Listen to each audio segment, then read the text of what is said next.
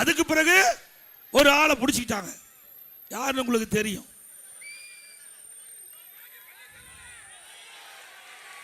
அவரை பிடிச்சி இந்த பெரும்பான்மையை நிரூபிக்கின்ற பொழுது சட்டமன்றத்தில் எனக்கு எதிர்த்து ஓட்டு போட்டார். என் கண் முன்னே பொன்மனச்செம்மல் புரட்சி தலைவர் எம்ஜிஆருடைய ஆட்சி, அம்மாவுடைய ஆட்சி, இரவென்றும் பகலென்றும் பாராம ஊர் ஊரா ரத்தத்தை விரைவியா சிந்தி தனக்கு ஏற்பட்ட நோயை கூட பொருட்படுத்தாம அம்மா தமிழகம் முழுவதும் சுழன்று வந்து அண்ணா திமுக ஆட்சி அமைச்சாங்க. அந்த ஆட்சிக்கு துரோகம் விளைவித்து எட்டப்பரா இருந்து ஒருவர் எதிரிலோடு சேர்ந்து நமக்கு எதிராக வாக்களித்தார்கள். அதை கூட நம்முடைய மூத்த தலைமை கழக நிர்வாகிகள் சொன்னாங்க, வேண்டாம் ஒன்னா இணையலாம் அப்படின்னு சொன்னாங்க. அவர்களுடைய கருத்தை கேட்டு ஒன்னா இணைத்து இந்த இயக்கத்திற்கே ஒருங்கிணைப்பாளர் ஆக்கணும், இயக்கத்திற்கே தலைமை பொறுப்பு கொடுத்தோம், துணை முதலமைச்சர் என்ற அந்தஸ்தா கொடுத்தோம், அற்புதமான இலாக்கா கொடுத்தோம். அதற்கு பிறகு எதிரிகளோடு சேர்ந்து கூட்டு சதி செஞ்சாங்க. நாடா 2021 சட்டமன்ற பொது தேர்தல வேண்டுமென்றே திட்டமிட்டு நம்முடைய ஆட்சியை அமைப்பதற்கு நல்ல சூழ்நிலை இருந்தது. தென் மாவட்டத்தில் வேண்டுமென்றே திட்டமிட்டு சுற்றுப்பயணம் மேற்கொள்ளாம திமுக பி டீமா இருந்து வெற்றி வாய்ப்பை இழக்க செய்தார்கள். இப்படிப்பட்டவர்கள் யார் என்று அடையாளம் காட்டப்பட்டு விட்டது. காட்டிட்டாங்கள, பூனைக்குட்டி வெளியில் வந்துடுது. பூனைக்குட்டி உண்மையான முகம் மக்களுக்கு தெரிந்து விட்டது. இப்ப எங்க போய் சேர்ந்திருக்கிறார்?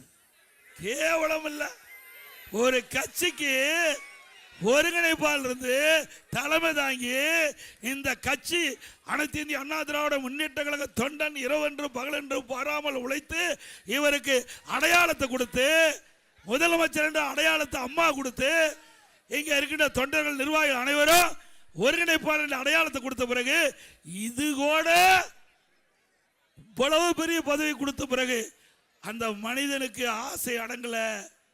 எங்க போய் சேர்ந்திருக்கிறாரு? தீய சக்தி திமுக சேர்ந்துட்டான். பொன்மனச்செம்மல் புரட்சி தலைவர் எம்ஜிஆர் அண்ணா திமுகவை தொடங்குகின்ற பொழுது தீய சக்தி திமுகவை தமிழகத்தில் வேரோடு ஒழிக்கப்பட வேண்டும் என்று சொன்னாங்க. அப்படிப்பட்ட கட்சியில போய் சேர்ந்திருக்கிற வெக்கம் மானம் இல்ல. நினைச்சு பாருங்க, எவ்வளவு கஷ்டம். சிந்திச்சு பாருங்க. நான் 1974 இந்த இயக்கத்தில் இணைஞ்சேன். தொடர்ந்து நான் 10 முறை தேர்தலில் போட்டிட்டு இருக்கிறேன். 7 முறை சட்டமன்ற தொகுதி, 3 முறை நாடாளுமன்ற தொகுதி. 2001ஆம் ஆண்டு என்னுடைய சட்டமன்ற தொகுதி கூட்டணி கட்சிக்கு வேணும்னு கேட்டாங்க. அம்மா எனக்கு வேற தொகுதி மாத்தி கொடுத்தாங்க. இல்லம்மா, நான் இந்த எடப்பாடி சட்டமன்ற தொகுதி தான் நிற்பேன். ஏன்னா சேவலியே நான் வெற்றி பெற்றுவேன். 1989 சேவல் வெற்றி பெற்றுவேன். மாவட்ட செயலாளர் இருக்கிறேன். அப்படி இருக்கின்ற பொழுது நான் மற்ற தொகுதியில் போய் நின்னா அவ்வளவு சரியா இருக்காதம்மா. எனக்கு வாய்ப்பு இருந்தா கொடுங்க, வாய்ப்பு இல்லை என்றாலும் தலைமைக்கு கட்டுப்பட்டு கூட்டணி வேட்பாளரை வெற்றி பெற செய்வேன். 2001ஆம் ஆண்டு 2001ஆம் ஆண்டு கூட்டணி வேட்பாளருக்கு ஆதரவு திரட்டி வெற்றி பெற செய்தேன். அம்மா அப்படி எல்லா தலைவரும் அழைத்து சொன்னாங்க.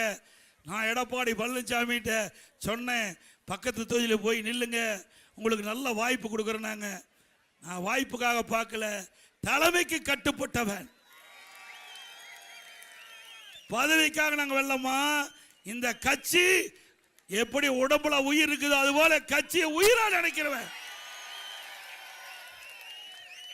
அடுத்தது 2004ஆம் ஆண்டு எனக்கு கொள்கை பரப்பு செயலாளராக கொடுத்தாங்க. என்னுடைய நடவடிக்கை பார்த்து எனக்கு அம்மா சொன்னாங்க, நான் வைத்த பதவி பொன்மனச்செம்மல் புரட்சி தலைவர் எம்ஜிஆர் இருக்கிற காலத்தில் எனக்கு கொள்கை பரப்பு செயலாளராக அடையாளம் காட்டப்பட்டார். அந்த பதவியை உங்களுக்கு தரேன்னு சொல்லி எனக்கு கொடுத்தார். அப்படி கட்சிக்காக உழைத்தவர்கள், நாங்கள் கட்சிக்காக பாடுபட்டவர்கள், தலைமைக்கு விசுவாசமாக இருந்தோம். அதனாலதான் உங்களை போலிக்கின்ற நிர்வாகிகள், தொண்டர்கள் எனக்கு இந்த உயர்தலை கொடுத்திருக்கிறீங்க. உண்மை எப்பொழுதும் உறங்காது, உண்மை எப்பொழுதும் வெல்லும். தர்மத்தின் வாழ்வுதன்மை சூதுகவும் மீண்டும் தர்மம் வெல்லும். இன்றைக்கு இந்த இயக்கத்தை எவ்வளவு பேர் முயற்சி செய்தார்கள், எவ்வளவு வழக்குகளை போட்டார்கள், எவ்வளவு பிரச்சனையை தூண்டிவிட்டு பார்த்தார்கள். அத்தனையும் இங்க இருக்கின்ற நிர்வாகிகள், தொண்டர்கள், நிர்வாகிகள் அத்தனை பேர் துணையோடு தவிடுபடி ஆக்கினோம்.